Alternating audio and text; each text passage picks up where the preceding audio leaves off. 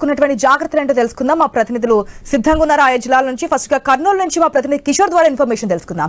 Right Kishore, మనం చూస్తున్నాం Covid కేసులు రోజు రోజుకు పెరిగిపోతున్నాయి. ఒక పక్క నుంచి వైద్యులు కూడా హెచ్చరిస్తున్నారు, గతంలో కోవిడ్ చెప్పినటువంటి గుణపాఠాలను మర్చిపోవద్దంటూ కూడా హెచ్చరిస్తున్నారు. ప్రెసెంట్ కోవిడ్ కి సంబంధించిన డీటెయిల్స్ ఏంటి కర్నూలుకు సంబంధించి?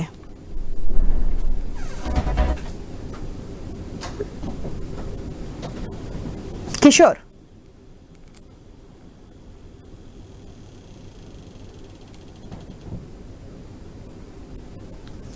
అయిన పరిస్థితి ఉంది. అయితే దేశవ్యాప్తంగా కూడా కరోనా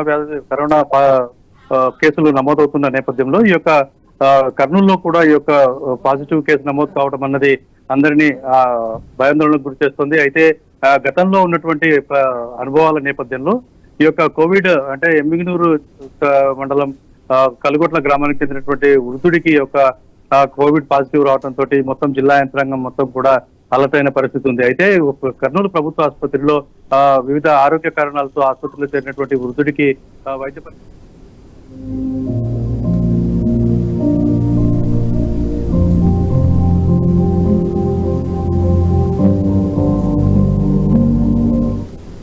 పాజిటివ్ రావడంతో వైద్య శాఖ మొత్తం కూడా అలర్ట్ అయిన పరిస్థితి కనపడుతుంది. అయితే మనం ఐ న్యూస్ కూడా డిఎంఎండ్హెచ్ఓతో మాట్లాడడం జరిగింది.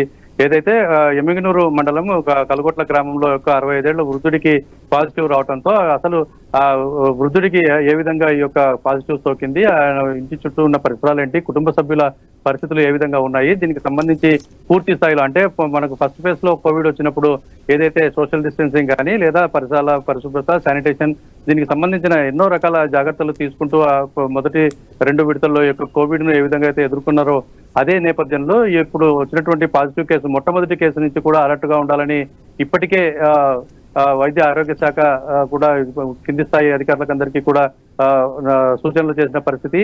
గతంలో కర్నూలు ప్రభుత్వ ఆసుపత్రిలో ప్రత్యేకమైనటువంటి కోవిడ్ వార్డును ఏర్పాటు చేసి ఈ యొక్క వైద్యం అందించిన పరిస్థితి. ఎవరైతే ప్రధాన ప్రశ్న, ఒకవేళ ఏదైనా ఇటువంటి సిమ్టమ్స్ తో కోల్డ్, కాఫ్, బాడీ పెయిన్స్, ఒకవేళ టేస్ట్ మారిపోవడం, స్మెల్ తెలియపోవడం, ఇటువంటి మినిమం కోవిడ్ ఉన్నటువంటి లక్షణాలతో హాస్పిటల్ కి వెళ్ళినా సరే కిట్స్ లేవన్న ఆరోపణలు కూడా వినిపిస్తున్నాయి. సో దీనికి సంబంధించి ఒకసారి క్లారిటీ ఇవ్వండి. ప్రెసెంట్ విజయవాడకు సంబంధించి కోవిడ్ కేసుల సంఖ్య ఏంటి?